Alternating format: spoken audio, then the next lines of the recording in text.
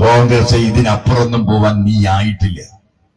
ചോരപൊടി കോൺഗ്രസേ, ചോരപൊടി.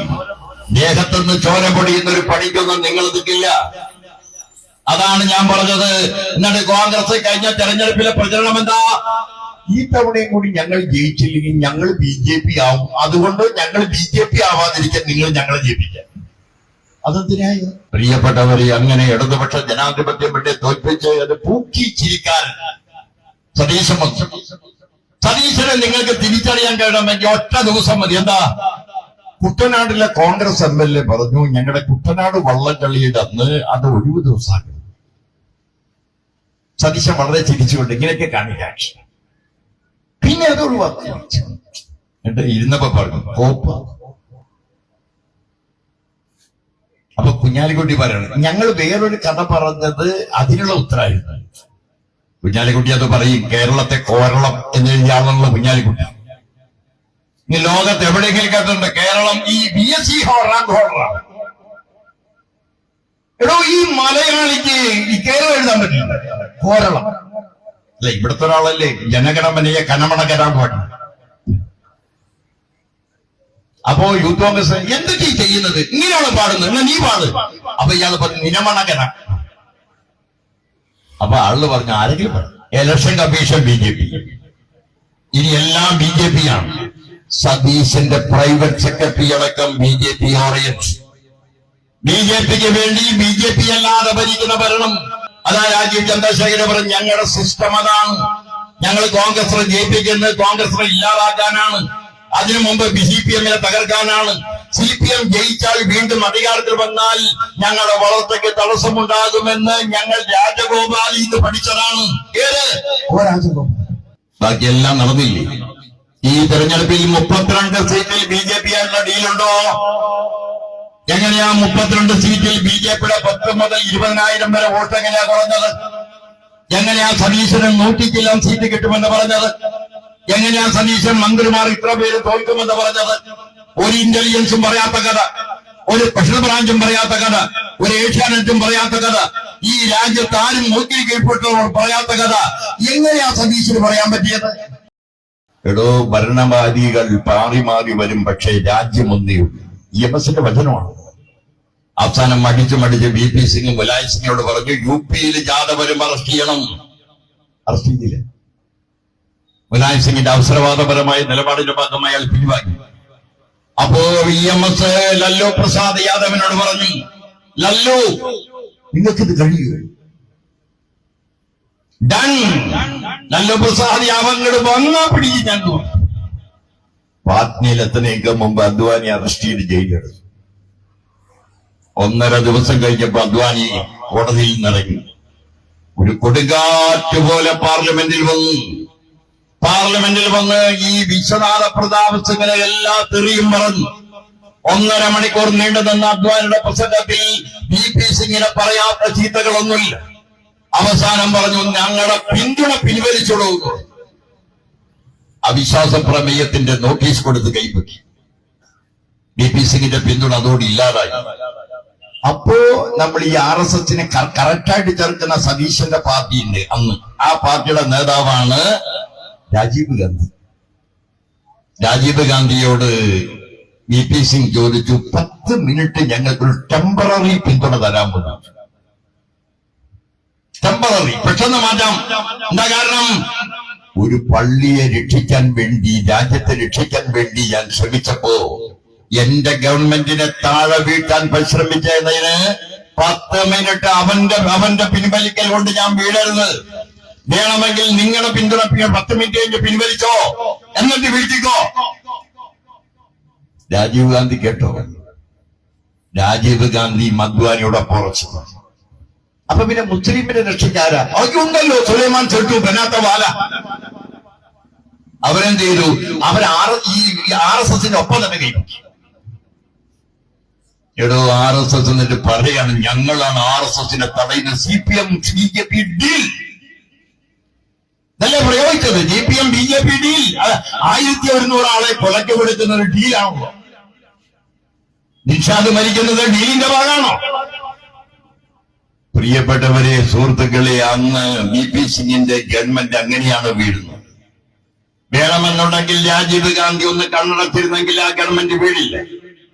ആ ഗവൺമെന്റ് വീണില്ലെങ്കിൽ പിന്നെ BJP ഇങ്ങനെ വളരില്ല. BJP വളരാതിരിക്കാൻ കഴിയുമായിരുന്നു. പിന്നീട് 92 ഡിസംബർ മാസം 6-ാം തീയതി പള്ളി പൊളിക്കുന്നതും നരസിംഹറാവുവിന്റെ കാലത്താണ്. വേറെ എന്തെങ്കിലും പാർട്ടിയുടെ കാലത്തല്ല, ഉള്ള കാലത്താണ്. സുപ്രീം കോടതി ഒരു ജഡ്ജി അയച്ചു ഈ പള്ളി പൊളിക്കാതിരിക്കാൻ വേണ്ടി ഇടപെടാൻ. ആ ജഡ്ജി എന്താ ചെയ്യുന്നറിയോ? കോട്ടക ഊരി വെച്ച് പള്ളി പൊളിക്കാൻ പോയി. അപ്പോ UP DGP വിളിച്ചു സുപ്രീം കോടതി. ഓർഡർ, DGP ഉടനെ ചെല്ലണം, പള്ളി പൊളിക്കൽ തടയണം. ശരി, ഞാൻ ദാ പോകുന്നു. അമ്മയെ പോയി വരട്ടെ, അച്ഛാ പോയി വരട്ടെ. പോയി അയാൾ സത്യം ചോദിച്ചാൽ അയാൾ പൊളിക്കാൻ പോയി. എല്ലാ ഔദ്യോഗിക ഗ്രൂപ്പുകൾ കൂടി 3 ദിവസം നീണ്ടുനിന്ന് പകുതി പള്ളി പൊളിച്ച ചരിത്രത്തിന്റെ പേരാ ഇന്ത്യ. അല്ലാഹു അക്ബർ എന്ന ഇസ്ലാമിന്റെ കൽബിന്റെ വേദനയുണ്ടല്ലോ, അവന്റെ വേദന ഒരു പള്ളിയല്ല പൊളിച്ചത്, 100 കണക്കിന് പള്ളിയാണ്. ഒരാളല്ല മരിച്ചത്, ആയിരങ്ങളാണ്. പ്രിയപ്പെട്ടവരെ, ഇതാണ് ഞാൻ പറഞ്ഞ അവിടെ നിന്ന് നരസിംഹറാവുവിന്റെ കാലത്താ. ഞാൻ ചോദിക്കട്ടെ, നരസിംഹറാവു ഇവരുടെ പേരിൽ വല്ല കേസെടുത്തു? ഒന്നും എടുത്തില്ല. ഒരു പെറ്റി കേസ് എടുക്കാമായിരുന്നില്ല, എടുത്തില്ല. നോൺ ബൈലബിൾ എടുക്കാമായിരുന്നില്ല, എടുത്തില്ല. നിങ്ങൾക്ക് സീരിയസ് ആയി ഏതെങ്കിലും കേസ് ചാർജ് ചെയ്തോ, ഫ്രെയിം ചെയ്തോ? ഇല്ല. ഈസി ആയിട്ട് ജയിലിൽ. ഒരു ജഡ്ജി വന്നു, സുപ്രീം കോടതി ചീഫ് ജസ്റ്റിസ്. അയാൾ പറഞ്ഞു, പള്ളി പൊളിച്ചത് തെറ്റ്, കടന്നത് തെറ്റ്, കയറിയത് തെറ്റ്, ആയുധമേന്തിയുടെ അതിലും വലിയ തെറ്റ്, തെറ്റോട് തെറ്റ് ആയതിനാൽ പൊളിച്ചവർക്ക് ഈ സ്ഥലം എടുക്കാവുന്നതാണ്. ലോകത്ത് ആദ്യത്തെ വിധി. പോലീസ് സ്റ്റേഷൻ ഒരാളെ കൊണ്ടുവരുമ്പോൾ കള്ളനെ കൊണ്ടുവന്നു, പെൺകുട്ടി പറഞ്ഞ് എന്റെ കഴുത്തിൽ നിന്ന് മാല പൊട്ടിച്ച ഇയാളെന്ന് പറഞ്ഞു. പോലീസുകാരൻ, എടാ, നീ കഴുത്തിൽ നിന്ന് മാല പൊട്ടിച്ച് തെറ്റല്ലേ, ഒരു പെൺകുട്ടിയല്ലേ, അങ്ങനെ അന്യ പെൺകുട്ടിയെ കഴുത്തിൽ പിടിക്കാൻ പാടുണ്ടോ? മാത്രമല്ല, നീ ആ കുട്ടിയെ പൊട്ടിക്കുമ്പോ നിന്റെ കയ്യിന്റെ നഖം കൊണ്ട് ആ കുട്ടിയുടെ കഴുത്ത് മുറിഞ്ഞിട്ടുണ്ട്. ആയതുകൊണ്ട് നീ എന്ത് ചെയ്യണം? ഞാൻ വിചാരിക്കും അവനെ കൊല്ലാൻ പോവാന്നല്ല, ഈ മാല നീ എടുത്തോ. എന്നിട്ടൊരു മോട്ടോർ സൈക്കിൾ മേടിച്ച് ലോകത്തെ എല്ലാ മാലയും കക്കാൻ പറഞ്ഞു. സുപ്രീം കോടതി ചീഫ് ജസ്റ്റിസ്. പ്രിയപ്പെട്ടവരെ, അയാൾ പിന്നെ ആരായെന്നറിയോ? അയാൾ BJPയുടെ MP ആയി, മനുഷ്യാവകാശ കമ്മീഷന്റെ ചെയർമാൻ. നല്ല മനുഷ്യാവകാശം ഇല്ല നമ്മുടെ നാട്ടിൽ നടന്നത്. ഇസ്ലാമിനോട് പറഞ്ഞു എന്താണെന്നറിയോ? ഇവർക്ക് എവിടെയെങ്കിലും കുതിരവട്ടപ്പപ്പ് പറയുന്ന പോലെ 10 ഏക്കർ ഭൂമി എവിടെയെങ്കിലും കിട്ടിയോ? അല്ല, അവരത് ചോദിക്കാനുമില്ല. അതാ വേറെ പ്രശ്നം. ഞാൻ പറഞ്ഞു വരുന്നത്, പ്രിയപ്പെട്ടവരെ, അന്ന് അപ്പോ RSSനോട് കാര്യം മനസ്സിലായി. എന്ത്? ഇന്ത്യയിൽ 2ൽ നിന്ന് 87 ആവാൻ ഒരു പള്ളി പൊളിച്ചാൽ കഴിയും. 2ൽ നിന്ന് 87 ആയത് പള്ളി പൊളിച്ചപ്പോഴാണ്. ഇനി 87 ഒറ്റയ്ക്ക് എങ്ങനെ ഭൂരിപക്ഷം വരാം? അതിനാണ് ഗുജറാത്ത് കലാപം. ഞാൻ അതൊക്കെ നിങ്ങൾ വായിച്ചും കേട്ടതുകൊണ്ട് ഞാൻ പറയണില്ല. ഒരു ട്രെയിൻ വരുന്നു, ആ ട്രെയിൻ 10 മണിക്ക് വരും. 10 മണിക്ക് വന്നാൽ 10:15 വർഗീയ കലാപം തീരുമാനിക്കും, അജണ്ട. പക്ഷെ വണ്ടി വന്നത് 10:45, പക്ഷെ 10:15 വർഗീയ കലാപം കഴിഞ്ഞു. വണ്ടിയിലുണ്ടായ അനിഷ്ട സംഭവങ്ങൾക്ക് വേണ്ടിയാണ് കലാപം. തീവണ്ടി നേരം വൈകി, പക്ഷെ കലാപം കഴിഞ്ഞു. ഈ രാജ്യത്ത് എത്രയാളൊന്ന് 3000 ആളാണ് ഔദ്യോഗിക കണക്ക്. സജീവ് ഭട്ട് എന്ന് പറയുന്ന ഒരു IAS കാരൻ എത്ര കൊല്ലം ജയിലിൽ കിടക്കുന്നു? 27 കൊല്ലം. അയാളുടെ ഭാര്യ, പ്രിയപ്പെട്ടവര്, ഹൈമതി, ഇവിടത്തെ മറ്റേ പ്രൊഫസറാണ്. അവര് ജോലി ലഭിച്ചു. അവിടെ ഉണ്ടായിരുന്ന അഡീഷണൽ DGP ശ്രീകുമാർ പ്രാണരക്ഷാർത്ഥം ഓടി. അഡീഷണൽ DGP പ്രാണരക്ഷാർത്ഥം ഓടി കേരളത്തിൽ വന്നു. ഇനി അവിടെ കൊണ്ട് നിൽക്കുന്നുണ്ടോ? അല്ല, അത് വിശദാംശങ്ങൾ കിടക്കേണ്ട. അതിനൊരു സിനിമ ഇറങ്ങി അടുത്ത കുറച്ചാലും മുമ്പ്, എമ്പുരാൻ. അതാണ് സിനിമയുടെ കഥ. ആ കഥാവൃത്തം എന്ന് പറയുന്നത് ഈ ഗുജറാത്ത് കലാപ്. സിനിമയൊന്നും കൊള്ളില്ല, ഒരു കഥയില്ല, ഗതിയില്ല. ഒരു മോഹൻലാൽ നടന്നു വരും, 2 കോട്ടിടും, കുപ്പായിടും, ഒരു തോക്കെടുക്കും, കിടിക്കിടി വെടിവെക്കും, പിന്നെ കാണില്ല, പിന്നെ 2 ആഴ്ച കഴിഞ്ഞ് വരും, വീണ്ടും വെടിവെക്കും. ഇതാണ് അതിന്റെ കഥ എന്ന് പറയുന്നത്. പക്ഷേ പ്രിയപ്പെട്ടവരെ, ആ സിനിമ എന്താ വിജയിക്കാൻ കാരണം? കേരളത്തിൽ എന്താ അത് 100ഉം 200ഉം ദിവസം 300 കോടിയാവാൻ കാരണം? എടാ, RSS ജനങ്ങൾ നിങ്ങൾക്കെതിരാ. RSS ജനങ്ങൾ നിങ്ങൾക്കെതിരാണ്. RSS ജനങ്ങൾ അതാ കാണാൻ വന്നത്. എങ്ങനെയാണ് പ്രിയപ്പെട്ടവരെ ഒരാൾ മുസ്ലിങ്ങളെ കുറച്ചു കൊന്നപ്പോ മുഖ്യമന്ത്രിയാകുന്നത്? എങ്ങനെയാണ് ഒരാൾ കൂടുതൽ മുസൽമാനെ കൊല്ലുമ്പോ ഇന്ത്യൻ പ്രധാനമന്ത്രിയാകുന്നത്? ബജരംഗി കണ്ടില്ലേ? ഇതാണ് ആ ചിത്രത്തിൽ. അതിനുശേഷം പിന്നെ ടൊവിനോ എന്ന് പറയുന്ന ദേശീയ പാർട്ടിയുടെ മുഖ്യമന്ത്രി. ഏത് ദേശീയ പാർട്ടിയുടെ? കോൺഗ്രസിന്റെ ആളാണല്ലോ മറ്റേ ആള് മോഹൻലാല്. ദേശീയ പാർട്ടിയുടെ മുഖ്യമന്ത്രി ടൊവിനോ. അയാൾ BJP ആയിട്ട് കൂടുതൽ കാണിക്കുന്നത്. അയാൾ BJP ആയിട്ട് കൂടുന്നതിനെതിരായി മഞ്ജു വാര്യരാകുന്ന പെങ്ങൾ പുതിയ പാർട്ടി ഉണ്ടാക്കുന്നത് അത് മാത്രം ഉണ്ടായില്ല, ബാക്കിയെല്ലാം നടന്നില്ലേ? ഈ തെരഞ്ഞെടുപ്പിൽ 32 സീറ്റിൽ BJP ആയിട്ടുള്ള ഡീലുണ്ടോ? എങ്ങനെയാ 32 സീറ്റിൽ BJPയുടെ 10 മുതൽ 20,000 വരെ വോട്ട് എങ്ങനെയാ കുറഞ്ഞത്? എങ്ങനെയാ സതീശന് 100 സീറ്റ് കിട്ടുമെന്ന് പറഞ്ഞത്? എങ്ങനെയാ സതീശൻ മന്ത്രിമാർ ഇത്ര പേര് തോൽക്കുമെന്ന് പറഞ്ഞത്? ഒരു ഇന്റലിജൻസും പറയാത്ത കഥ, ഒരു സ്പെഷ്യൽ ബ്രാഞ്ചും പറയാത്ത കഥ, ഒരു ഏഷ്യാനെറ്റും പറയാത്ത കഥ, ഈ രാജ്യത്ത് ആരും നോക്കി കീഴ്പ്പെട്ടവർ പറയാത്ത കഥ എങ്ങനെയാ സതീശന് പറയാൻ പറ്റിയത്? കൊടുങ്ങല്ലൂർ മണ്ഡലത്തിൽ ജയിക്കുന്നത് 7,800. BJPയുടെ വോട്ട് പോയത് 23,000 വോട്ടിൽ. എങ്ങനെയാ ജയിക്കാതിരിക്കാം? നിങ്ങൾ കൊടുക്കുമ്പോ കുറച്ച് കൊടുത്താൽ മതിയായിരുന്നില്ലേ? കൊടുക്കുമ്പോ കുറച്ച് കൊടുത്തെങ്കിൽ അപ്പോഴും ജയിക്കും നമ്മള്. പ്രിയപ്പെട്ടവര്, അതാണ് നമ്മുടെ എന്നിട്ട് പറയാണ് നേതാക്കന്മാരുടെ അഹങ്കാരം ഉണ്ടാവാം. ചിലവര് പറഞ്ഞ ബോഡി ലാംഗ്വേജ് കൊണ്ട് തോറ്റുന്നു. എനിക്കറിയില്ല ഇതെങ്ങനെ തോക്കണേ. ബോഡി ലാംഗ്വേജ് കൊണ്ട് തെരഞ്ഞെടുപ്പിൽ എങ്ങനെ തോന്നി?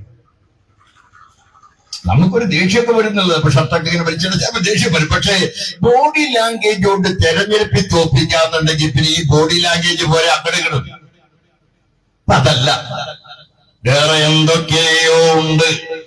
എന്തൊക്കെയോ ഉണ്ടെന്നുള്ളത് BJP വരാനാണ്.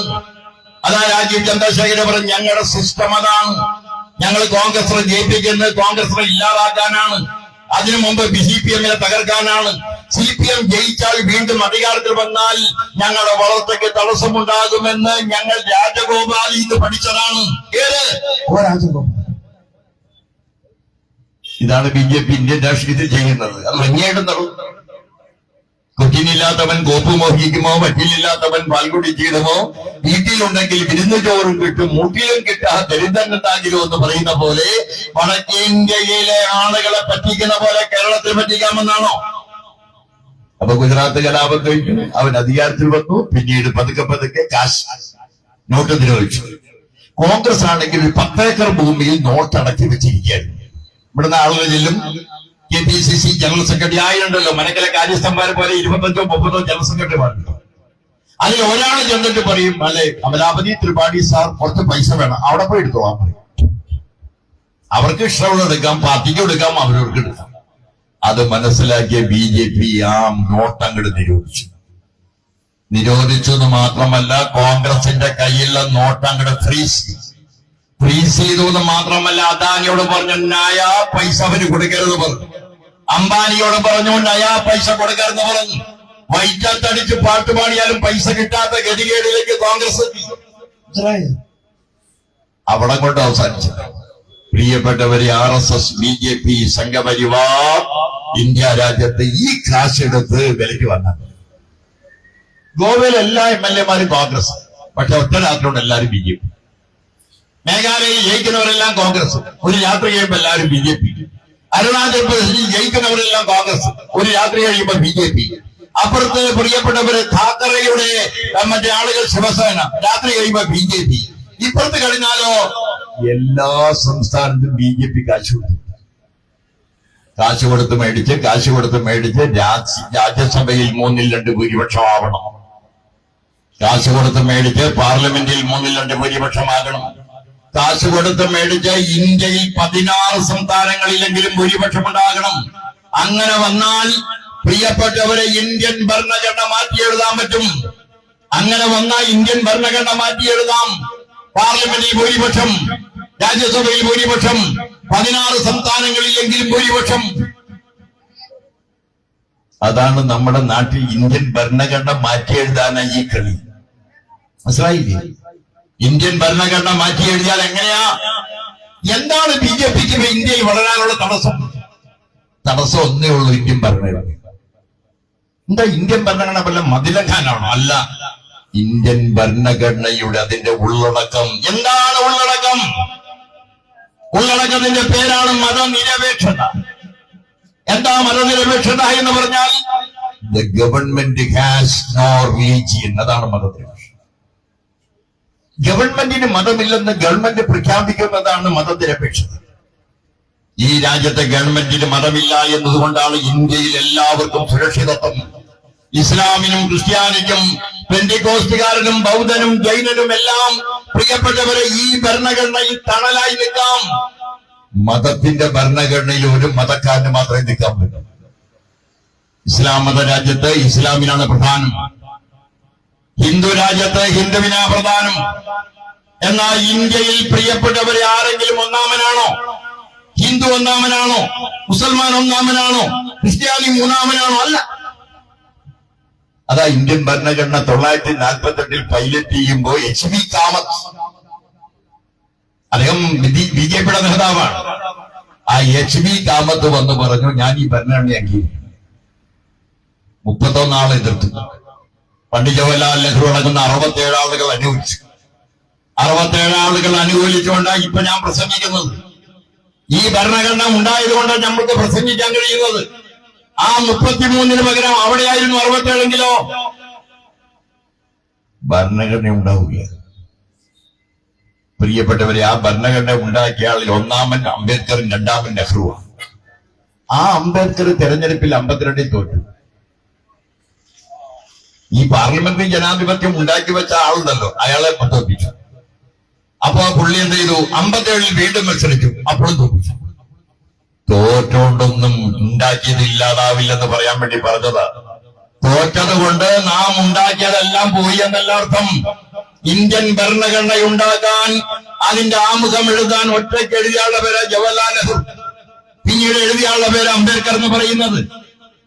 അപ്പൊ അവിടെ നിന്ന് ആരംഭിച്ചു. പിന്നെ പ്രിയപ്പെട്ടവരെ, ഇന്ത്യ രാജ്യം അപ്പോ ഭരണഘടനയെ തകർക്കണം. ഭരണഘടനയെ തകർക്കാൻ ആരെ വേണം? 3 ആളുകളെ ഇല്ലാതാക്കണം. SIR. മുസ്ലിങ്ങളെ കടത്തണം. എത്ര പേരെ കടത്തണം? ചുരുങ്ങിയത് 10 കോടി മുസൽമാനെ വിദേശിയാക്കണം. 19 കോടി ഉണ്ടാകെ. ആ 10 കോടി പോയാൽ ബാക്കി 9 കോടിയെ വിളിട്ട് കൊല്ലാം. മനസ്സിലായോ? SIR എന്താ? ഈ മമതാ ബാനർജിയുടെ സംസ്ഥാനത്ത് എത്ര കോടി ആളുകളെ മുസ്ലിങ്ങൾക്ക് വോട്ട് ചെയ്യാൻ പറ്റാത്ത? 1 കോടി.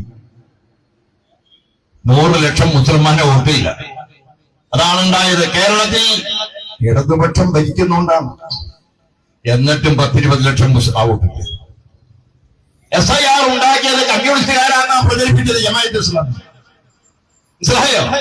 പ്രിയപ്പെട്ടവരെ, പൗരത്വ ഭേദഗതിയും SIR മുഖേന ഇസ്ലാമിനെ ആക്രമിക്കുക. അതാണ് ഉൽപ്പാദിപ്പിക്കുന്നത്, വിദ്വേഷം ഉൽപ്പാദിപ്പിക്കുക. അതാണ് RSSന്റെ പ്രയോഗം. വിദ്വേഷം, ദേഷ്യം ഉൽപ്പാദിപ്പിക്കലാണ്. ആ ദേഷ്യം ഉൽപ്പാദിപ്പിക്കുന്ന പണി വേറൊരാൾ ചെയ്തിട്ടുണ്ട്. അയാളുടെ പേരാ ഹിറ്റ്ലർ. ഹിറ്റ്ലർ എന്താ ചെയ്തത്? ജൂതൻ കുളിക്കാത്തവനാണ്, ജൂതൻ വേവിക്കാത്ത മാംസം കഴിക്കുന്നവനാണ്, ജൂതൻ സഹോദരിയടക്കം വൃത്തികേട് കാണിക്കുന്നവനാണ്, ജൂതൻ വീട്ടിൽ കയറ്റാൻ കൊള്ളാത്തവനാണ്, ജൂതന്റെ രക്തം അഴുക്ക് രക്തമാണ്, ആര്യന്റെ രക്തം നോബൽ രക്തമാണ്. 6.5 അടി പൊക്കമുള്ള ആര്യൻ, ബാഹുകൾക്ക് വലിയ നീളമുള്ള ആര്യൻ, മൂക്ക് നീണ്ട ആര്യൻ. അതാ ഹിറ്റ്ലറുടെ ആത്മകഥ. എന്നിട്ടോ മരത്തിന് വളരണമെങ്കിൽ ചെരിഞ്ഞ മരങ്ങളുടെ തടസ്സം ഉണ്ടാകരുത്. കഥ പറയുന്നത് ഇങ്ങനെയാണ്.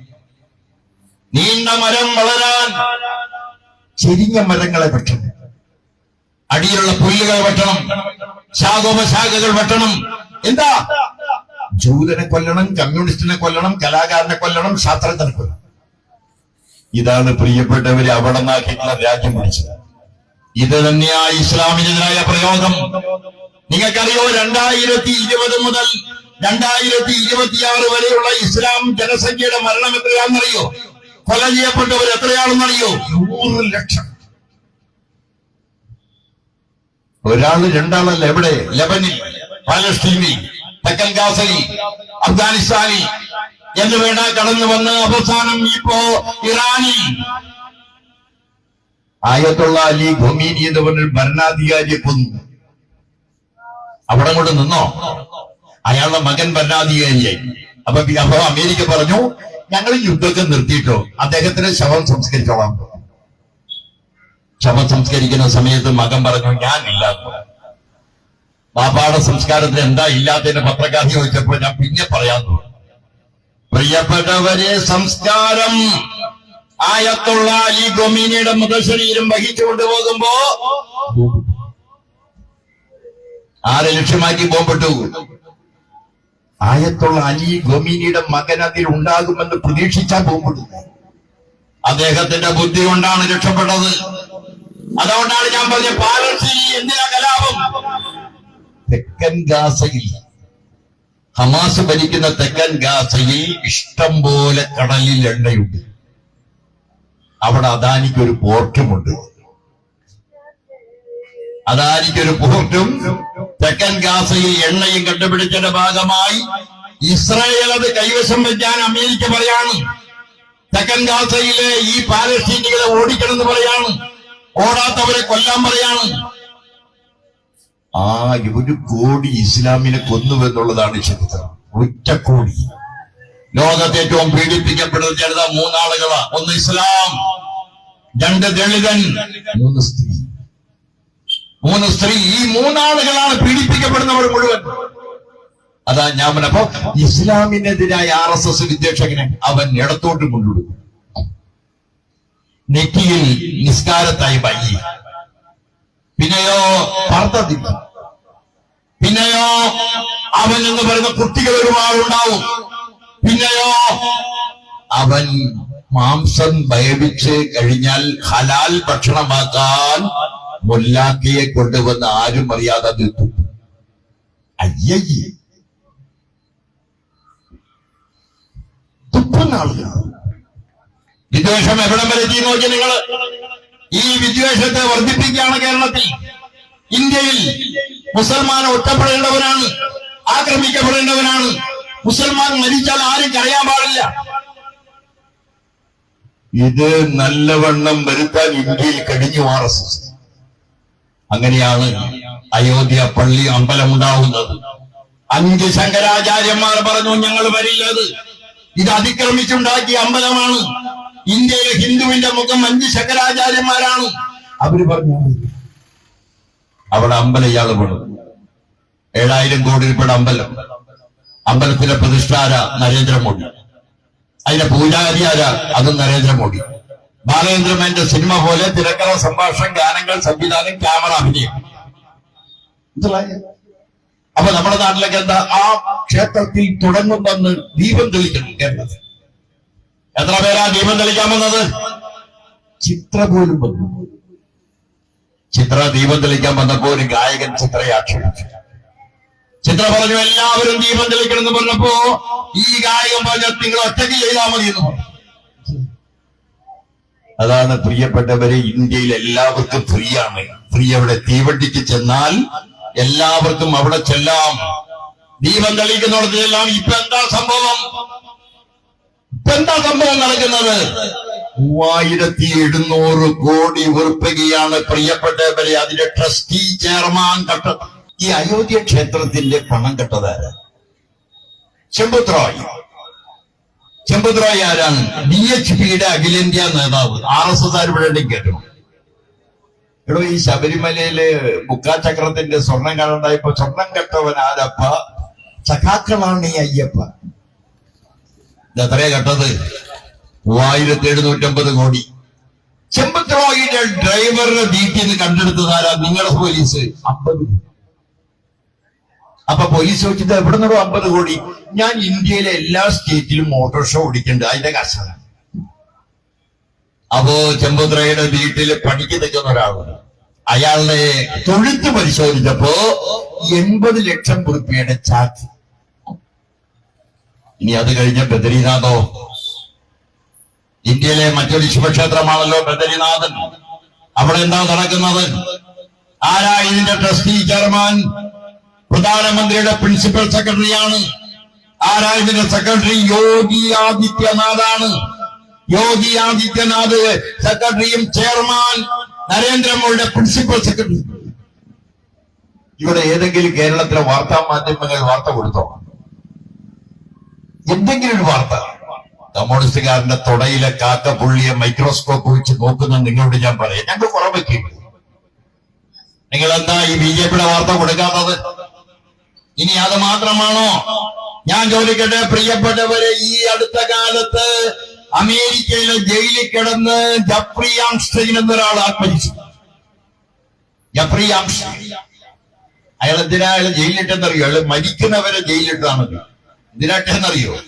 അയാളുടെ ബിസിനസ് വേറെ ഒന്നുമില്ല. 10 വയസ്സായ പെൺകുട്ടികളെ, ഋതുമതികളാകാത്ത പെൺകുട്ടികളെ കൊണ്ടുവന്ന് അയാൾ ഉപയോഗിക്കുകയും അയാൾക്ക് മതിയാകുമ്പോ വേറെ ആൾക്ക് വിൽക്കുകയും ചെയ്യുന്ന ആ മനുഷ്യനെ ജയിലിലിട്ടു അമേരിക്കൻ ഗവൺമെന്റ്.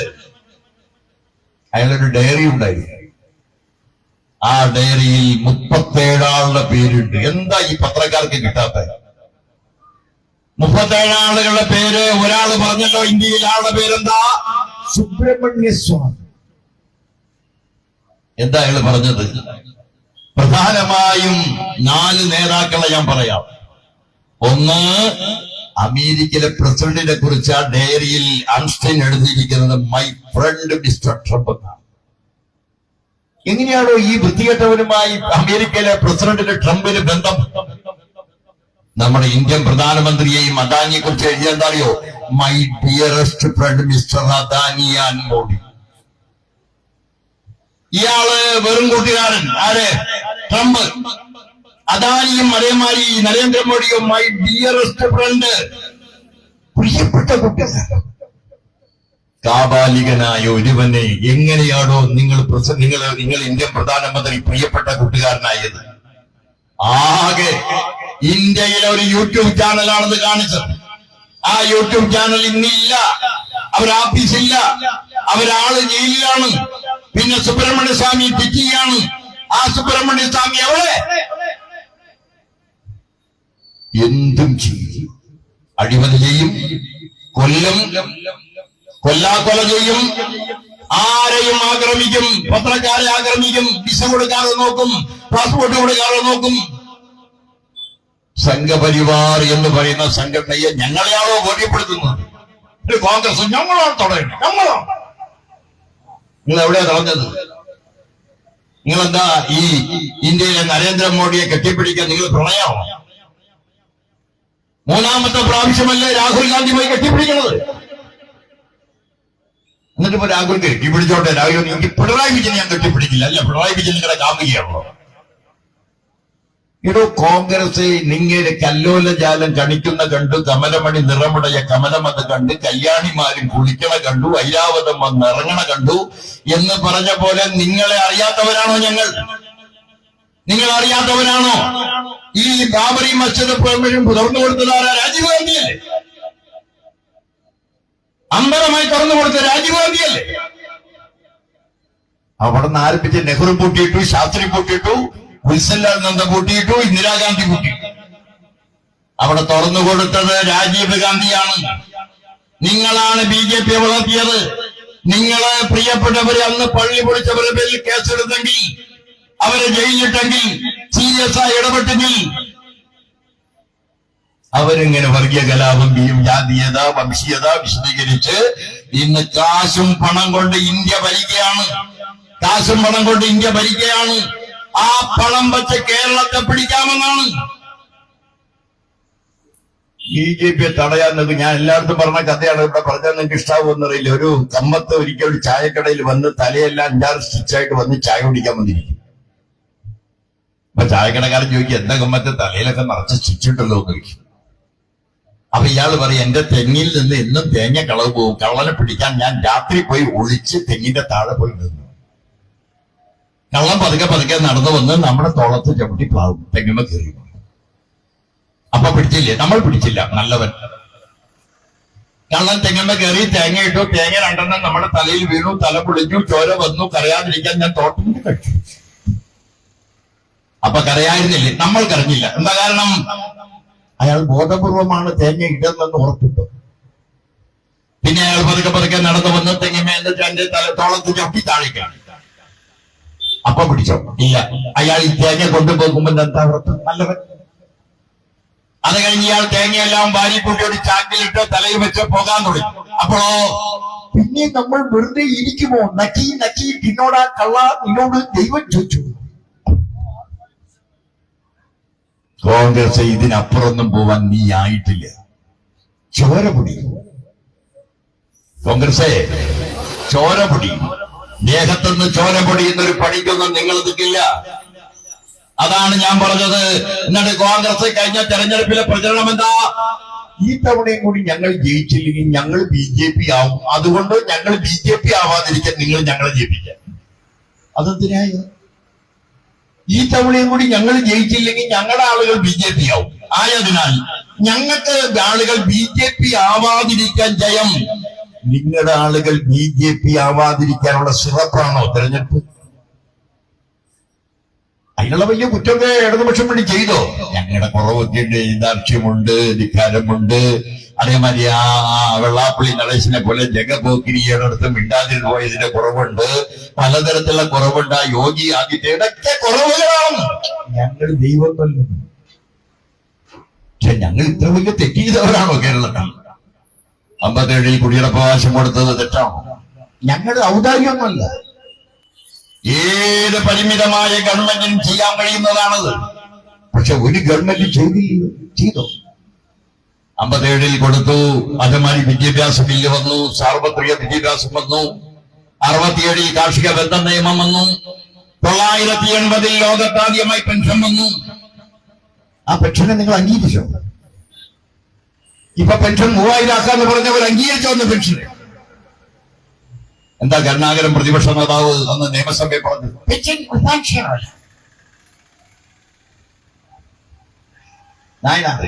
നായനാരോടോ കർണാറാണ്. പുകല പോലെ ഉണങ്ങിക്കുന്ന ഈ പാവങ്ങളിൽ എന്ത് ഉത്പാദനം നാം പ്രതീക്ഷിക്കുന്നത്? ഞാൻ പറഞ്ഞു വന്നത് പെൻഷൻ എതിർത്ത മാത്രമല്ല, മാവേലി സ്റ്റോറിന് എതിർത്തു. മാവേലി സ്റ്റോറിന് പകരം വാമനൻ സ്റ്റോർ ഉദ്ഘാടനം ചെയ്തു കരുണാകരൻ. ഞാൻ പോയിക്കൊണ്ടു. ഇന്നത്തെ 87 വരുമ്പോഴോ സാക്ഷരതാ പ്രസ്ഥാനം. ഞങ്ങളൊക്കെ ബ്ലോക്ക് സെക്രട്ടറി ആണ്.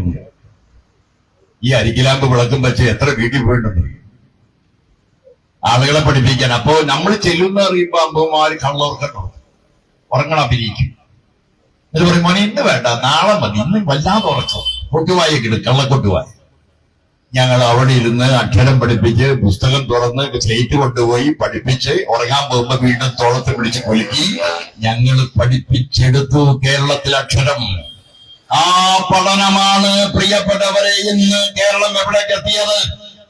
ഇന്ന് ഫോൺ ബില്ല് മറ്റേ ഫോൺ പേ ചെയ്യാനും ഗൂഗിൾ പേ ചെയ്യാനും അക്ഷരാഭ്യാസത്തിന്റെ ബേസ് ഏതാ? കുറെ കാലം ഈ ബസ് സ്റ്റാൻഡിലൊക്കെ വന്ന അമ്മൂമ്മമാര് മോനെ ആ വണ്ടി ഏതാ മോനെ, മോനെ അതേ ഏതാ സ്ഥലം മോനെ ചോദിക്കും. ഇപ്പൊ ആരെയും ചോദിക്കുന്നു. എന്താ ചോദിക്കാത്തതിന്റെ കാര്യം? ഞങ്ങൾ ചെയ്തു എന്നല്ല പറഞ്ഞ, അതിന്റെ ബേസ്മെന്റ് വീടുണ്ടാക്കാൻ ഞങ്ങൾ തോട് കയറുന്ന പോലെ ഞങ്ങളാ കയറിയത്. ഞങ്ങളുടെ കയ്യിലായിരുന്നു അന്ന് അരിക്കലാമ്പ് വിളക്ക്, ഞങ്ങളായിരുന്നു അന്ന് പഠിപ്പിക്കാൻ പോയത്. ഒരു കോൺഗ്രസും വന്നില്ല, ഒരു മാന്തപ്പേരി വന്നില്ല, വേറെ ഒരു പാർട്ടിയും വന്നില്ല. ഇനി ഇടതുപക്ഷ പാർട്ടിയിൽ കുറെ ആളുണ്ടല്ലോ, അവരും വന്നില്ല. ഇതൊക്കെ വെറുതെ മോശം. അങ്ങനെ 87 കഴിഞ്ഞ് ഞങ്ങൾ 96 വന്നപ്പോ ജനകീയാസ്ത്രം ഇന്ത്യയിൽ മുഴുവൻ വന്നതാണ്. പക്ഷേ ഇന്ത്യയിൽ എവിടെ നടപ്പിലായില്ല കേരളത്തിൽ. EMS പറഞ്ഞു. തൃശൂർ കേരള ഓർമ്മ കോളേജിൽ നടന്ന സെമിനാർ, ആ സെമിനാറിൽ EMS പറഞ്ഞു. എന്താ പറഞ്ഞത്? 40% അധികാരം താഴേക്ക് കൊടുക്കും. നമ്മുടെ രാജ്യത്ത് IAS അംഗീകരിച്ചില്ല, IPS അംഗീകരിച്ചില്ല, പോലീസുകാർ മറ്റേ വകുപ്പ് മേധാവികൾ അംഗീകരിച്ചില്ല. പോട്ടെ, നമ്മുടെ പാർട്ടിയിൽ പോലും ഇപ്പൊ വേണമോ എന്ന സംശയം. പാർട്ടി സ്റ്റേറ്റ് കമ്മിറ്റിയിൽ വിറച്ചുകൊണ്ട് EMS പറഞ്ഞു, പറഞ്ഞത് ചെയ്യണം. 40% അധികാരം താഴേക്ക്. ആ അധികാരമാണ് ഈ പഞ്ചായത്ത് പ്രസിഡന്റ് പച്ചമഷിക്ക് ഒപ്പിടാൻ തുടങ്ങിയത്. പഞ്ചായത്ത് പ്രസിഡന്റ് പച്ചമഷിക്ക് ഒരു കടലാസിൽ ഒപ്പിട്ട് അതിന്റെ മുകളിൽ വട്ടശീല് വെച്ചാണ്ടല്ലോ. ഇന്ത്യൻ യൂണിയൻ പ്രസിഡന്റിന് പിന്നെ അത് മാറ്റാൻ പറ്റില്ല. ഇന്ത്യൻ യൂണിയൻ പ്രസിഡന്റ് വിചാരിച്ചാൽ പറ്റോ? ഈ സ്ത്രീകളൊക്കെ എങ്ങനെയാ രാഷ്ട്രീയത്തിലേക്കും അതേമാതിരി സമൂഹത്തിലേക്കും വന്നതെന്ന? പണ്ട് പഞ്ചായത്ത് തെരഞ്ഞെടുപ്പിന് തോക്കള സീറ്റ് നോക്കിയാൽ കൊടുക്കാം. ചേച്ചി അവിടെ നിന്നോളാൻ പറയും, 8ാം വാർഡ്. കാറൽ മാർക്സ് വന്നാൽ പോലും മത്സരിച്ചാൽ ജയിക്കാത്തൊരു വാർഡ് നോക്കിയിട്ട് സ്ത്രീകൾ കൊടുക്കും. തോറ്റ് കഴിയുമ്പോ റിപ്പോർട്ട് ചേച്ചി അടുത്ത തവണ ഞാൻ വേറെ വാർഡ് നിർത്താം, അത് 9ാം വാർഡ് അവിടെ തൊട്ട്. പക്ഷെ ഇപ്പൊ സ്ത്രീകൾക്ക് വാർഡ് ആരെങ്കിലും കൊടുക്കണം. 20 വാർഡ് ഉണ്ടെങ്കിൽ 11 വാർഡ് അവർക്ക് മാത്രം, ബാക്കിയുള്ള 9 വാർഡിൽ അവരുടേത് കൂടി എന്ന് പറഞ്ഞാൽ 20 വാർഡിന്റെ കസ്റ്റോഡിയൻ ഇന്ന് സ്ത്രീയാണ്. സ്ത്രീയുടെ ശാക്തീകരണം ഉണ്ടായത് എങ്ങനെയാണ്? ഇങ്ങനെയാണ്. ആരാണ്? ഇനി അത് കഴിഞ്ഞു ഈ തണ്ണീർത്തടം നിയമം ഇല്ലെങ്കിൽ കേരളത്തിൽ ഏതെങ്കിലും പാടുണ്ടാവും? പാടശേഖരങ്ങളൊക്കെ മണ്ണിട്ട് നികത്തി പോയാൽ ഇപ്പോഴും മണ്ണിട്ട് നികത്താൻ ബോർഡ് വെച്ചിരിക്കുന്നുണ്ട്. പാടശേഖരങ്ങൾ തിരിമറി നടത്തി തരാൻ ഫോൺ നമ്പർ 70 60 20 30. ഇതിനാ കൈക്കൂലി. ഞാൻ പറഞ്ഞു വരുന്നത് അത് കഴിഞ്ഞല്ലേ ഇടതുപക്ഷ ജനാധിപത്യ മുന്നണി 16 മുതൽ 21 മുതൽ അതേമാതിരി 26 വരെയും ഇടതുപക്ഷ ജനാധിപത്യ മുന്നണി ഭരിച്ചപ്പോ വല്ല കൊല്ലാദ്രം ചെയ്തോ? പിന്നെ എങ്ങനെയാ തോൽക്കാൻ കാരണം? തോൽക്കണമെങ്കിൽ ഏതെങ്കിലും ജനം പറയണ്ടേ? ഇനി ഇന്റലിജൻസ്, നമ്മുടെ ഇന്റലിജൻസ് പറയുന്നതൊക്കെ പേടിച്ചിട്ട് നോക്കാം. കേന്ദ്ര ഇന്റലിജൻസ് എന്താ പറഞ്ഞു? ബിജെപിയുടെ കയ്യിലുള്ള ഇന്റലിജൻസ് പറഞ്ഞു 100 സീറ്റ് വരെ കിട്ടിയപ്പോഴാണ്. അവർ നമ്മളുള്ള അനുകൂലമല്ലല്ലോ. ഞാൻ ചോദിക്കട്ടെ, ഏഷ്യാനെറ്റ് എന്താ പറഞ്ഞത്? തോക്കും. പക്ഷെ എത്ര സീറ്റ് കിട്ടും? 68. തോക്കുമെന്ന് പരസ്യമായി പറഞ്ഞ ഒരു ചാനലുമില്ല. ചിലപ്പോ 68 72 ആകാം, 72 78. നമ്മൾ ചോദിക്കുന്ന ആളെല്ലാം എന്താ സഖാവ് എന്തിനെ ഭയപ്പെടും? നമ്മൾ വിചാരിച്ചു നമ്മൾക്ക് ചോദിച്ചു തെറ്റായി പോയി. പക്ഷേ ഒരു തുള്ളി ചോര പോലും പൊടിയാത്തൊരു ഓപ്പറേഷൻ മനോഹരമായി നടന്നു കേരളത്തിൽ. അതെങ്ങനെയാ നടന്നതെല്ലാം? ഒരേ ഭാവമാണോ? ഒരേ ഭാവമല്ല, ഒരേ രൂപമല്ല. പലവർക്കും വോട്ട് ചെയ്യാതിരിക്കാൻ പല കാരണമാണ്. ചിലവര് റോഡ് ടാറിട്ടെങ്കിലും വീതി കൂട്ടിയില്ല, അതുണ്ടോ? ചിലവര് ബ്രാഞ്ച് സെക്രട്ടറി മുഖം വെറുപ്പിച്ച് നടക്കുന്നവനാണ്, അവൻ വോട്ട് ചെയ്യാൻ പറ്റും. ലോക്കൽ കമ്മിറ്റി സെക്രട്ടറി ബൈക്കിൽ പോകുമ്പോ സഖാവേന്ന് വിളിച്ചപ്പോ മൗനം പാലിച്ചു പോയി, ഇനിയില്ല. ഇങ്ങനെ പല കാരണങ്ങളുണ്ട്. ന്യായമായും ഞങ്ങൾ തിരുത്തേണ്ടതായ കാരണമുണ്ട്. ന്യായമായി ഞങ്ങൾ തിരുത്തിയേ മതിയാകൂ. പക്ഷേ കമ്മ്യൂണിസ്റ്റുകാരെ തോൽപ്പിക്കാൻ ഈ ബോഡി ലാംഗ്വേജും ഈ വർത്തമാനവും ഈ വിമർശനവുമാണോ കാരണം? മുസ്ലിങ്ങളുടെ കൺസോൾട്ടേഷൻ പലയിടത്തും എങ്ങനെയാ ഉണ്ടായത്? ജമാഅത്ത് ഇസ്ലാമി വീട്ടിൽ ചെന്ന് പറയുന്നത് അവിടെ ചെന്ന് മാർക്സിസ്റ്റുകാർ ബിജെപിയുമായി ഡീലാണ് കേട്ടോ, ബിജെപിയുമായി ഡീലാണ്. ഇന്റർനാഷണൽ ലെവലിൽ മുസ്ലിങ്ങൾ സാമ്രാജ്യ വിരുദ്ധരാകുന്ന ഒരു കാലഘട്ടത്തിൽ ജമാഅത്ത് ഇസ്ലാമി വീട്ടിൽ പോയി പറയണെന്ത്? മാർക്സിസ്റ്റ്. കുറെ മുസ്ലിങ്ങൾ അതിൽ വിശ്വസിച്ചു. കത്തോലിക്ക പള്ളി എന്തൊരു FCRA നിയമം വന്നപ്പോ ബിജെപിയെ കൊണ്ട് നടന്നതാ അവരാ കുറച്ചാളുകൾ. കുറച്ചാളുകൾ ബിജെപി കൊണ്ട് നടന്നു. പക്ഷെ FCRA നിയമം വരുന്നു പറഞ്ഞപ്പോ അവര് ബിജെപി വീണ്ടും കോൺഗ്രസ് നമ്മളെ എതിർത്തു. മുതലാളിമാർ, പ്രമാണിമാർ, ആശുപത്രികൾ മേടിക്കുന്നവർ, ജർമ്മൻ ആശുപത്രി, അതേമാതിരി ആശുപത്രി മേടിക്കുന്നവർ, വലിയ മൊത്ത കച്ചവടക്കാർ, പലവർക്കും ദേഷ്യമായി. പ്രിയപ്പെട്ടവരെ, കമ്മ്യൂണിസ്റ്റ് പാർട്ടിയുടെ ഗവൺമെന്റ് നോയ്സൻസ് ആയി പലവർക്കും. അങ്ങനെ എല്ലാ വലതുപക്ഷവും ഒരുമിച്ചിട്ട് നമ്മൾ എല്ലാ വലതുപക്ഷത്തെയും യോജിപ്പിക്കാൻ ഇവർക്ക് കഴിയും. എല്ലാ വലതുപക്ഷത്തെയും ഇത് പാലയോട് ഉണ്ടാവുന്ന ഒരു കൊച്ചു പ്രശ്നം നമുക്ക് കൊച്ചാണ്, പക്ഷെ അവരതെടുത്തു. നന്ദിയോടൊരു ചെറിയ പ്രശ്നമുണ്ടായി, ആ പ്രശ്നം ചെറുതാണ്, പക്ഷെ അവരെടുത്തു. എവിടെയെങ്കിലും ഒരു മലയിൽ ഒരു ആന ഓടിയാൽ ആ ആന ഓടിയാൽ അവിടുത്തെ മാത്രം പ്രശ്നമാണ്, പക്ഷെ അത് അവരെടുത്തു. എവിടെയെങ്കിലും ആശുപത്രിയിൽ ഓപ്പറേഷൻ ചെയ്യുമ്പോൾ തെറ്റുപറ്റിയാൽ അത് അവിടുത്തെ മാത്രം പ്രശ്നമാണ്. നമ്മൾ പറഞ്ഞെന്താ? അതൊക്കെ ജനം എന്ത് ചെയ്തു? ഇതിനെ കൺസൾട്ട് ചെയ്ത് BJP പ്ലസ് അണ്ടൻ, അടകോടൻ, ആറാട്ടുമുണ്ടൻ, കല്ല്, മുള്ള്, മുരട്, മുറുകമ്പാമ്പ്, ഞാഞ്ഞൂള്, തേരട്ട, തീപ്പെട്ടിക്കോല്, ഇഞ്ചിപ്പുല്ല്, മുള്ളാണി, കല്ലാണി, സർവേക്കല്ല്, വെള്ളയാണി പരമു, ഇറ്റിക്കരപ്പറ്റി, കായംകുളം കൊച്ചുണ്ണി, ജോർജ് കുര്യൻ, സുരേഷ് ഗോപി എല്ലാവരും കൂടി ചേർന്ന് വലതുപക്ഷത്തിന്റെ കട്ട യോജിപ്പ് വന്നപ്പോഴോ എടോ ഏത് കാലത്തും വലതുപക്ഷം യോജിച്ചപ്പോഴൊക്കെ ഞങ്ങൾ തോറ്റിട്ടുണ്ട്. 57-ൽ പരിണതപ്രജ്ഞനും ചരിത്രകാരനും ചരിത്രപുരുഷനുമായി EMSന്റെ ഗവൺമെന്റ് 33 ലക്ഷം പേർക്ക് പെൻഷൻ കൊടുത്ത് പിന്നത്തെ തെരഞ്ഞെടുപ്പിൽ തോറ്റു.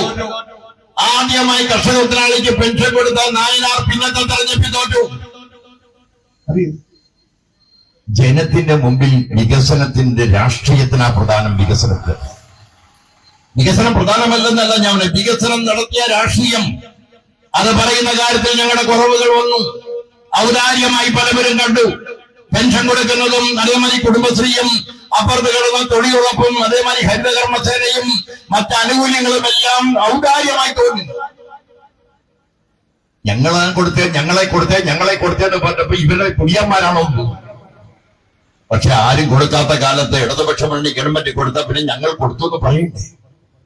പ്രിയപ്പെട്ടവരെ, അങ്ങനെ ഇടതുപക്ഷ ജനാധിപത്യം വേണ്ടി തോൽപ്പിച്ച് അത് പൂക്കിച്ചിരിക്കാൻ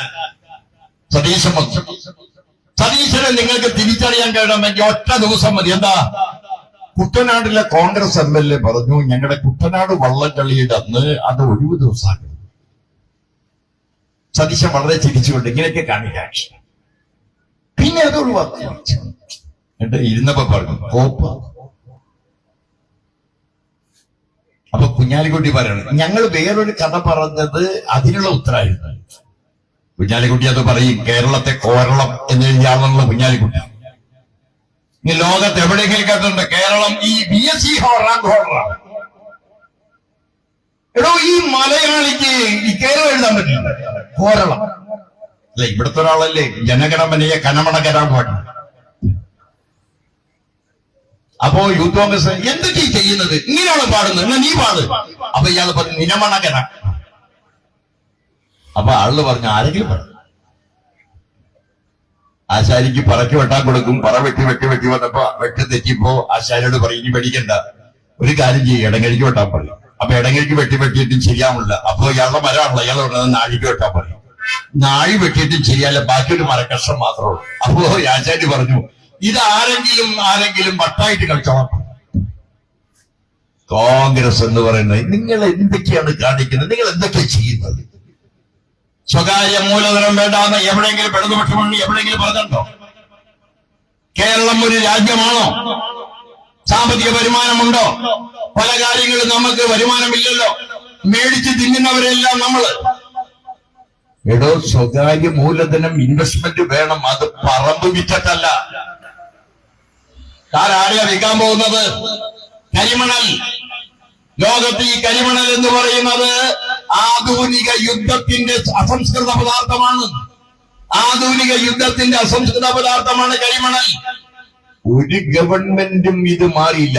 ആകെ ചെയ്യാൻ പോയത് AK ആന്റണിയുടെ ഗവൺമെന്റ് ആണ്. അന്നാണ് GM സുധീരൻ സംരംഭിച്ചത്. ഇപ്പൊ എന്താ ഇയാള് പറഞ്ഞത്? വെറുതെ കരിമണൽ കിടക്കല്ലേ, വല്ല മുതലാളിമാർക്ക് കൊടുത്ത കാശ്. തുറമുഖം, സ്വകാര്യ മൂലധനം. തുറമുഖം ആരാ മേടിക്കാൻ പോകുന്നത്? എല്ലായിടത്തും അദാനിയാണ്. അദാനി മേടിച്ച വിഴിഞ്ഞത്തെ തുറമുഖം എങ്ങനെയാ? അതിനെ 40% അദാനി വിൽക്കുകയാണ്. കസ്റ്റോഡിയൻ ആരാ? ഗവൺമെന്റ് അറിയാതെ വിൽക്കുകയാണ്. ധനകാര്യ വകുപ്പും അത് തുറമുഖ വകുപ്പും ഒരാളുടെ കയ്യിൽ. ലോകത്ത് എവിടെയെങ്കിലും ബഡ്ജറ്റ് അവതരിപ്പിക്കുമ്പോ ചാരായത്തിന്റെ കഥ പറയാമോ? ഇയാള് ബഡ്ജറ്റ് അവതരിക്കുന്നതിന്റെ ഉള്ളടക്കത്തിൽ പറയാമ് ഇച്ചിരി വീര്യം കുറഞ്ഞ മദ്യം വിൽക്കൂട്ടോ, ഇച്ചിരി. അപ്പൊ ആള് കേട്ടപ്പോ സന്തോഷം. അയാൾ കോൺഗ്രസ് കൊണ്ട് വീര്യം കുറഞ്ഞല്ലോ പറഞ്ഞ. ഇടതുപക്ഷം ഉള്ള കാലത്ത് വീര്യം കൂട്ടി വിറ്റു, ഞങ്ങൾ വീര്യം കുറച്ചു. ഞങ്ങളുടെ അടുത്ത് വന്നവരാ ഇവര്. ഈ വീര്യം കുറഞ്ഞ മദ്യം 252% കുറച്ച് 150% തരാന്ന് പറഞ്ഞവരാ. പറ്റില്ല എന്ന് പറഞ്ഞു വിട്ടവരാ ഞങ്ങൾ.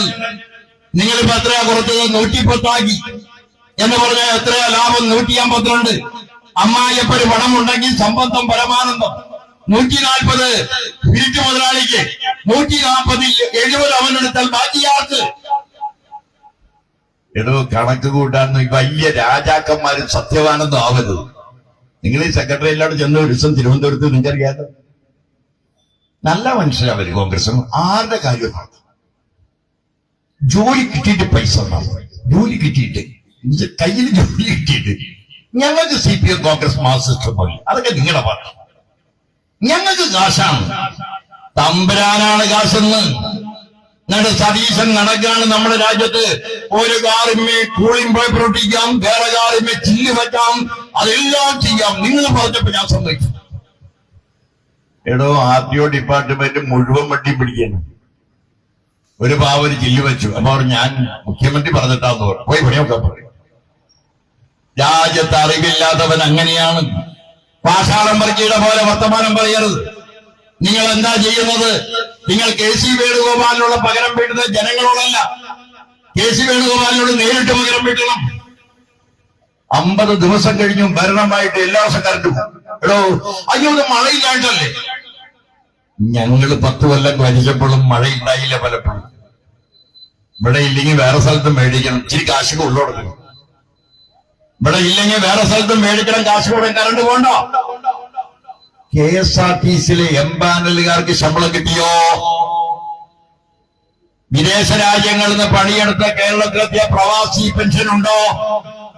ഇല്ല. എന്നിട്ടോ ഞങ്ങൾ സ്ത്രീകളെ എല്ലാം ബസ്സിൽ കയറ്റുകയാണ്, ഫ്രീ ആയിക്കോട്ടെ. ആ സൂപ്പർ ഫാസ്റ്റിലൂടെ കയറ്റി. ബസ് എന്ന് പറഞ്ഞ വർഷാപ്പിൽ നിങ്ങളുടെ ഗോഡൌണിൽ മുടങ്ങിക്കിടക്കുന്ന ബസ്സാണോ? പകുതി ജില്ലും പകുതിയായിട്ട് വരുന്ന ബസ്സാണോ? എടോ ആ സൂപ്പർ ഫാസ്റ്റിലും ലിമിറ്റഡ് സ്റ്റോപ്പിലും അതേമാതിരി തന്നെ ആ ഡീലക്സ് വണ്ടിയിൽ കയറ്റ്. എല്ലാരും ചിരിക്കണം. 1.5 ലക്ഷം റുപ്യ ശമ്പളം കിട്ടുന്ന ചേച്ചി ആ ബസ്സിലാ പോകണം. ഓട്ടെ, നല്ലത്. എടോ ഒരു ക്രൈറ്റീരിയ വേണം ഇതിന്.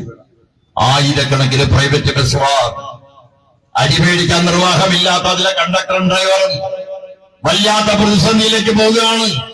നിങ്ങൾ നടത്തുന്ന ഈ കപട നാടകം കയ്യടി നേടാൻ DMK ADMK കളിക്കുന്ന പണിയാണത്. ADMK ബ്ലാക്ക് ആൻഡ് വൈറ്റ് കൊടുത്താൽ മറ്റോ DMK കളർ TV. അവസാനത്തുണ്ടായി കുഴിച്ച് 2 കുഴിയിലുണ്ടായി. ഈ രാഷ്ട്രീയ നാടകമാണ്. എന്നിട്ട് പറയും ഞാൻ ഇത്രയൊക്കെ ചെയ്യുന്നില്ല. ആരെ? സതീശൻ.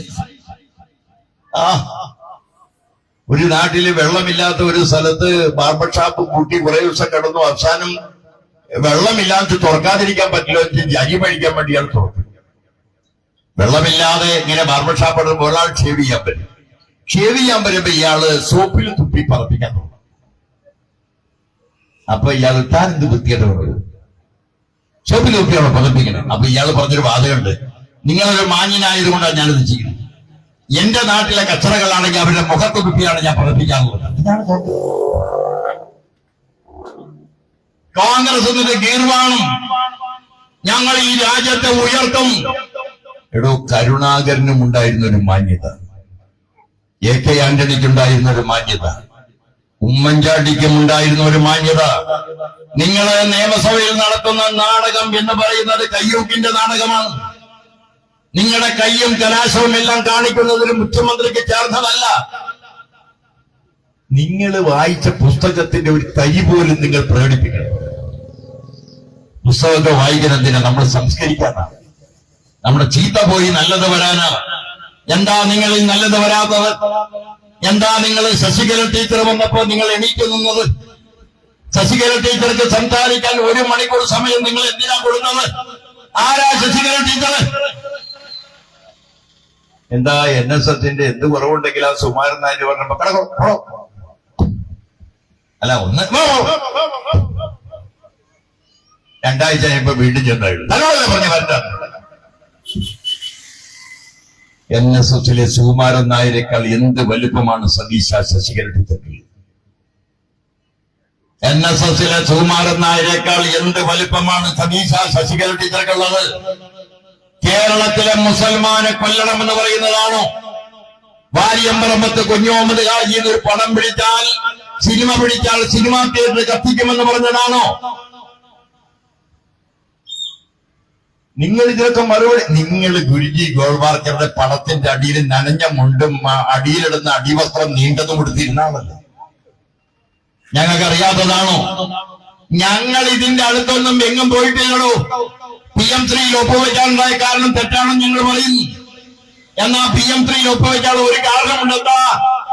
കേന്ദ്ര വിദ്യാഭ്യാസ പദ്ധതി പ്രകാരം ഞങ്ങൾക്ക് തരേണ്ട 2400 കോടി തടഞ്ഞു വെച്ചപ്പോ വിദ്യാഭ്യാസ സ്ഥാപനങ്ങൾ സ്ഥാപിച്ചു.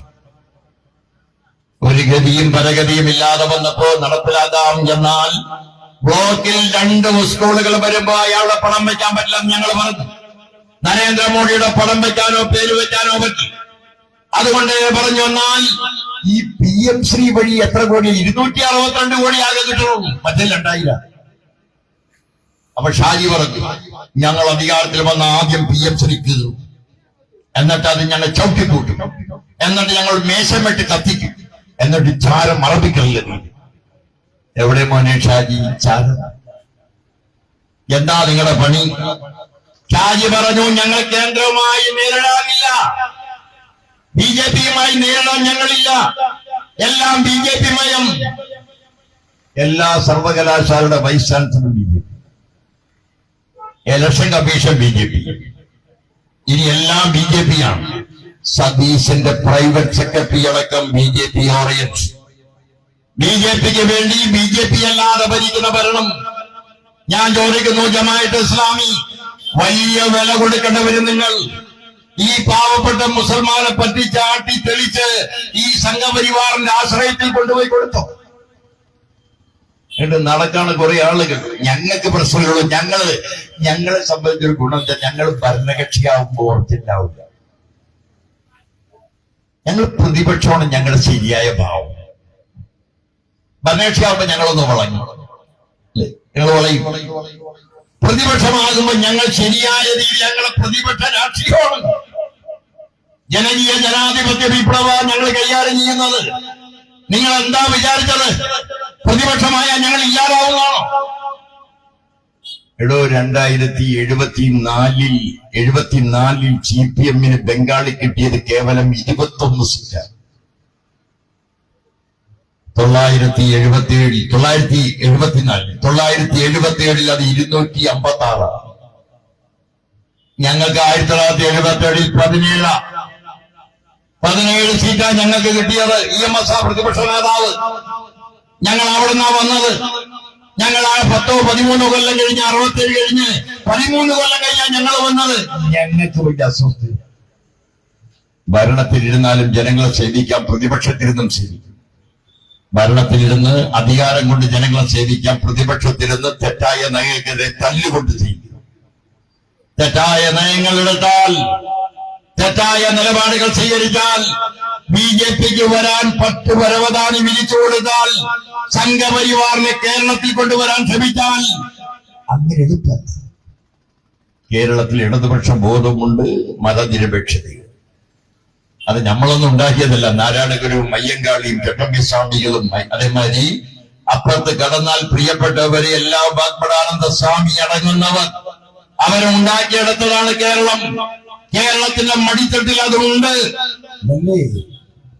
തൃശ്ശൂര് ഒരു പൂരപ്പറമ്പിൽ ഒരു ആനപ്പാപ്പാൻ തടഞ്ഞിട്ട് വീണപ്പോ, അയാള് നോമ്പ് തുറക്കാൻ കുടിക്കാൻ വെള്ളമില്ലാതെ വീണപ്പോ അമ്പലത്തിലെ പൂജാരി തന്നെ വന്ന് ആ ദൈവത്തിന് പൂജിച്ച കരിക്കും വെള്ളം എടുത്തു കൊടുത്തു. വടക്കേ ഇന്ത്യയിലാണ് ഒരു ആനപ്പാപ്പാൻ മുസ്ലിമാണെങ്കിൽ എന്താവും? വടക്കേ ഇന്ത്യയിലാണ് ഒരു ആനപ്പാപ്പാൻ മുസൽമാനാണെങ്കിൽ അയാളെ കുടുംബം തെറ്റി. ഇനി മുതൽ എനിക്ക് പിറന്നാൾ ആഘോഷമില്ല എന്ന് ലീലാവതി ടീച്ചർ പറഞ്ഞ എന്ത് കാര്യത്തിലാണ്? പാലശ്ശേരിയിലെ കുഞ്ഞുങ്ങൾ പട്ടിണി കിടന്ന് മരിക്കുമ്പോ എനിക്ക് ഇനി പിറന്നാൾ വേണ്ട എന്ന് പറഞ്ഞതാണ് ഈ നാട്. ഈ കൊല്ലം നമുക്ക് ഓണമില്ല കുഞ്ഞേച്ചി, കുട്ടിയേട്ടൻ തീരെ കിടപ്പിലാണെന്ന് കലാഭവൻ പാടിയതെന്തിനാ? കാണലല്ല, പറയനല്ല, പുലയനല്ല, നീ തമ്പുരാനുമല്ല ആണെങ്കിൽ എനിക്കൊരു ദാഷമില്ല എന്ന് വേണം പറഞ്ഞെന്തിനാ? കാടവിടെ മക്കളെ, വീടവിടെ മക്കളെ അയ്യപ്പ പണിക്കൊരു പണ്ട് പാടിയതെന്തിനാ? അപ്പൊ ഞാൻ പറഞ്ഞു വരുന്നത്, കേരളത്തിന്റെ മടിത്തട്ടിൽ ഈ ലെഫ്റ്റ് ഹാൻഡ് അതേമാതിരി മതനിരപേക്ഷ ബോധമുണ്ട്. ആ ബോധത്തിന് ഏതെങ്കിലും വെള്ളാപ്പള്ളി നടേശനോ ഏതെങ്കിലും സമുദായമോ ഏതെങ്കിലും നേതാവോ വിചാരിച്ച ഇല്ലാതാവൂ. ജമാഅത്തെ ഇസ്ലാമിക്ക് താൽക്കാലിക വിജയമുണ്ടാകും. ഏത് കച്ചറ സിനിമയും ഒരാഴ്ച കൂടും. തിയേറ്ററുകാർക്ക് പടം മാറ്റാൻ പറ്റാത്തത് ഒരാഴ്ച, പക്ഷേ നിരന്തരമായി അതോടില്ല. കേരളം അതാണ് കേരളം. ഈ മലയാളത്തിൽ നിന്നാണ് ഒരു പെൺകുട്ടി, രശ്മി എന്ന് പറഞ്ഞ പെൺകുട്ടി, പാലസ്തീനിൽ പട്ടിണി കിടക്കുന്ന കുഞ്ഞുങ്ങൾക്ക് 1000 ലിറ്റർ വെള്ളം കൊണ്ടുപോയി കൊടുത്തത് ഈ കേരളം. എന്താ അപ്പുറത്ത് ചുറ്റുമുള്ള 24 മുസ്ലിം രാജ്യങ്ങളിൽ നിന്ന് കൊണ്ടുവരാൻ? എന്താ കോട്ടയത്തുകാരി രശ്മി ഇസ്രായേൽ വിസയെടുത്ത്, കള്ള വിസയെടുത്ത് അവിടെ നിന്ന് തന്നെ അവളുടെ മോതിരം പണയം വെച്ച് 1000 ലിറ്റർ വെള്ളം കൊണ്ടുപോയി ഈ പാലസ്തീനിൽ പിടയുന്ന കുഞ്ഞുങ്ങളെ വായിൽ ഒഴിച്ചു കൊടുത്ത നാടാണ് ഈ മലയാളി. നിങ്ങൾ RSS 3 30 അതൊന്നും നടക്കണ കാര്യമല്ല. പറഞ്ഞോ, നിങ്ങളുടെ പ്രവർത്തകർക്ക് ആവേശമുണ്ട്. പക്ഷേ മലയാളക്കര വീണ്ടും ഉണരുക തന്നെ ചെയ്യും. അതുകൊണ്ട് എല്ലാ അന്ധവിശ്വാസങ്ങൾക്കും ഞങ്ങളെതിരാണ്. എല്ലാ അനാവശ്യ ഇടപെടലിനും ഞങ്ങളെതിരാണ്. ഒരു സമുദായത്തിനോട് ഞങ്ങൾക്ക് പ്രീതിയോ അപ്രീതിയോ ഇല്ല. ഏതെങ്കിലും ഒന്നിനോട് കൂടുതൽ ഇഷ്ടമോ ഇഷ്ടക്കേടോ ഇല്ല. അതാ മതാന്തരയൊക്കെ ഞങ്ങൾ എതിർക്കും. എല്ലാ മതം ചാത്തൻ സേവ അവിടെ ഞങ്ങളുടെതാണ്. ഞങ്ങളുടെയാണ്. ചാത്തന്റെ മറ്റു കുട്ടിച്ചാക്കു ലോന അന്തോണിസൺ ഒത്തക്കച്ചവടം അവിടെ 5 ബെഞ്ചാ വീട്ടിൽ. 5 ബെഞ്ച് ചാത്തൻ തന്നാണ്. 5 ചേട്ടനനിയന്മാർ വഴക്ക്. ഹൈക്കോടതി പറഞ്ഞു ഇനി എല്ലാ വരുമാനവും കൂടി തന്നു ഞങ്ങൾ വീതം വെച്ച് ചിലപ്പോ ഹൈക്കോടതിയെ കൊടുക്കണം ചാത്തൻ. ഇതൊക്കെയാ നമ്മുടെ നാട്ടിൽ വെള്ളം മൂതി രോഗം മാറ്റുന്ന മൊല്ലാക്കന്മാർ നമ്മുടെ നാട്ടിൽ നടക്കുന്ന കാര്യമാണ്. ചാത്തന്മാർ. ഞാൻ അവിടെ ഒരു പൊതുയോഗത്തിന് പണ്ട് കുറെ പാർട്ടി നടപടിയും കഴിഞ്ഞ് കുറെ കാലം കഴിഞ്ഞ പ്രസംഗത്തിന് അവിടെ ചെല്ലുമ്പോൾ എന്റെ മറ്റേ ബ്ലോക്ക് പറ്റിയിൽ ഒരു മനോജ് കുമാർ എന്ന് പറഞ്ഞൊരു BSF അയാളെ കണ്ടപ്പോ ഞങ്ങൾക്ക് മനോജ് എന്ത് ചെയ്യുന്നു? എന്നെ കണ്ടപ്പോ ചേട്ടാ ക്ഷീണിച്ചു പോയല്ലോ, അപ്പൊ നമുക്ക് തരുന്ന ഒരു ചായ ഒരു സീറ്റൊക്കെ മേടിച്ചെന്ന് അടുത്ത് വരെ വന്ന് വർത്താനൊക്കെ പറഞ്ഞു. അപ്പൊ ഞാൻ പറഞ്ഞു എനിക്ക് ജോലിയൊന്നും കിട്ടിയില്ല. അപ്പൊ ഞാൻ പറഞ്ഞു ഇല്ല സാർ, ഞാൻ 4 പെങ്ങന്മാരായിരുന്നു, ഞാൻ ഒരു ആൺകുട്ടിയല്ലേ ഉള്ളൂ. അവരെയൊക്കെ വിവാഹം കഴിഞ്ഞപ്പോ വിവാഹവും നടന്നില്ല, ഒന്നും നടന്നില്ല. അപ്പൊ ഞാൻ പറഞ്ഞു ഞാനിപ്പോ എന്താ താൻ ചെയ്യുന്നേ? വലിയ നല്ല മിടുക്കനായിരുന്നു, ബ്ലോക്ക് ജോയിന്റ് സെക്രട്ടറി. ഞാൻ ഇപ്പൊ ചാത്തന്മാരെ വിളിയാണ്. ഞാൻ ഏത് ചാത്തൻ അല്ലെ അവിടെ കൂടി ചാത്തൻ. ഞാൻ പറഞ്ഞു അവിടെ എന്താ? ഞാൻ ഡ്രൈവറായിട്ട് പണിയെടുക്കുന്നു. ഞാൻ പറഞ്ഞു മനോജ് നിനക്ക് എന്ത് പറ്റി? നീ ഇങ്ങനെയായി. ജീവിതം അങ്ങനെയല്ലേ ശശിയേട്ടാ. അങ്ങനെ ഞാൻ കുറച്ചിങ്ങനെ നടന്നു പോയപ്പോ മനോജൻ ഓടി എന്റെ അടുത്ത് പോയി. അപ്പൊ ആരുമില്ല, ഞാനും മനോജ് ചോദിച്ചു ചേട്ടൻ എന്നെ കളിയാക്കിയാണ് പറഞ്ഞതെങ്കിൽ ഞാനൊരു കാര്യം പറയാം. ചാത്തൻ വിചാരിച്ച ഇല്ലാൻ നടക്കൂട്ടു. എന്നോട് പറഞ്ഞു ചേട്ടൻ എന്തെങ്കിലും ആരും അറിയാതെ പറഞ്ഞാൽ നടത്തി തരാനുണ്ടെങ്കിൽ പറഞ്ഞാൽ ഞാൻ അറേഞ്ച് ചെയ്യാൻ പോകും. ഞാനൊരു സംശയത്തിലേക്ക് കൊള്ളത്തില്ല. അപ്പൊ നമുക്കൊക്കെ ഒരു ആഗ്രഹം എന്ന് പറഞ്ഞാൽ 1 കോടി 1 കോടി 2 കോടി. അപ്പൊ ഞാൻ പറഞ്ഞു പാർട്ടിയുടെ സെൻട്രൽ കമ്മിറ്റിയിലേക്ക് തന്നെ ആക്കി തരാം. എടോ ഇത് ഏത് ലോകാണോ? ദുബായിൽ അവിടെ അവര് പ്രദർശിപ്പിക്കുന്ന എന്താണെന്നറിയോ? 2049 ചൊവ്വയിൽ വിമാനത്താവളം ഉണ്ടാക്കുന്ന ഈ ശാസ്ത്രം ഇത്ര വളർന്നൊരു കാലഘട്ടത്തിൽ ഇങ്ങനെ ഒരു മോന്തായം വളർന്നൊരു ബോധവും ചിന്തയുമായി നടക്കുന്നതിനെതിരായി യുവാക്കൾ ഇടപെടണം, രാഷ്ട്രീയക്കാരിടപെടണം. മണങ്ങളും മണത്തിനെ കേന്ദ്രീകരിച്ച് നടക്കുന്ന കുറെ അഴിമതികളുണ്ട്. ഈ അഴിമതികളെല്ലാം ദുരൂഹമാണ്. അവിടെ നടക്കുന്ന കൊലപാതകങ്ങളും ദുരൂഹമാണ്. അതിനെല്ലാം എതിരായി പോരാടി CPM എന്ന് പറയുന്ന പാർട്ടി തിരിച്ചു വരും. RSS സ്വപ്നം കൊണ്ട് ജീവിക്കാൻ നിൽക്കണ്ട. ദിൽഷാദിനെ കൊന്നതിന്റെ സന്തോഷവും അതിന്റെ ആളുകളൊക്കെ ഉണ്ടാവും. ഒരു ചെറുപ്പക്കാരൻ പയ്യൻ ബേജ് ഷെഡിൽ അതിന്റെ ടൈൽസ് ഒട്ടിച്ചുകൊണ്ടിരിക്കുന്ന സന്ദർഭത്തിൽ പിന്നിൽ നിന്ന് ഭീരുത്വത്തിന്റെ ഭാഗമായി തുടവെട്ടി പൊളിച്ച് അയാളെ കൊന്നാൽ ഈ പ്രദേശത്തെ രാഷ്ട്രീയം അവസാനിപ്പിക്കുമെന്നാണോ നിങ്ങൾ കരുതി? ഒരാൾ മരിച്ചാൽ 10,000 ആള് വരും. ഒന്നില്ലാതായാൽ അതിന്റെ മുമ്പിൽ 10 ആള് വരും. മരിക്കാൻ പേടിയുള്ളവരല്ല ഞങ്ങൾ. കമ്മ്യൂണിസ്റ്റ് രാഷ്ട്രീയം എന്നുള്ളത് ഏത് കാലത്തും ഒന്നിനെയും ഭയപ്പെടാത്ത അത്തരം ഒരു രാഷ്ട്രീയത്തിന്റെ പ്രവർത്തനങ്ങളിൽ ദിൽഷാദിന്റെ ഓർമ്മകൾ ദീപസ്തംഭങ്ങളായി, നിങ്ങൾക്ക് മാർഗദീപങ്ങളായി നിങ്ങൾക്ക് മാറട്ടെ എന്ന് കൂടി പറഞ്ഞുകൊണ്ട് നിങ്ങളെ അഭിവാദ്യം ചെയ്യുന്നു. നിങ്ങളുടെ എല്ലാവരുടെയും അനുവാദത്തോടുകൂടി ഈ പരിപാടി, ഈ അനുസ്മരണ ദിനം നിങ്ങൾക്ക് വേണ്ടി ഉദ്ഘാടനം ചെയ്തതായി അറിയിക്കുന്നു. നിങ്ങൾക്ക് നമസ്കാരം.